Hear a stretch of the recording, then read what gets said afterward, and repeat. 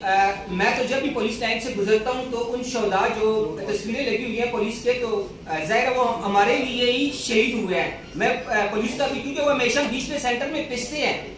जब भी पॉलिटिशियन या कोई भी ऑर्डर देता है वो बेचारे तो अपने ऑर्डर के पाबंद जाते हैं जो है ना वो करने के लिए। तो जैसे हमारी पार्टी के अंदर काली बेड़े मौजूद थी जिन्होंने खान साहब को स्टेज पे लेके आई, ऐसे पुलिस के अंदर भी काली बेड़े हैं।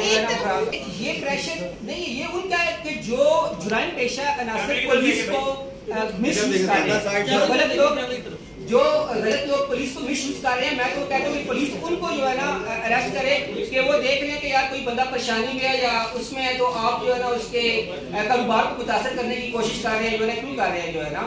आफ्ताब साहब ये बताइए कि आपकी जो सारी प्रेस कॉन्फ्रेंस है ट्रस्ट को मैंने मुअज़्ज़ज़ अदालत में पेश होना है, तो उसके लिए मैं शामिल तफ्तीश हुआ। मेरी ऑफिसर के साथ मुलाकात हुई सब्ज़ मंडी थाने में जाके, तो पुलिस के साथ मुलाकात हुई। लेकिन रात को मेरे ऑफिस में आए तो एक सहाफ़ी अरशद खान स्वाति साहब जो मानसेरा से मुझे मिलने के लिए आए हुए थे, उसकी बेटी की शादी आमिर खरीदारी के सिलसिले में, तो हमारा उनकी फैमिली टर्म्स है भाइयों की तरह।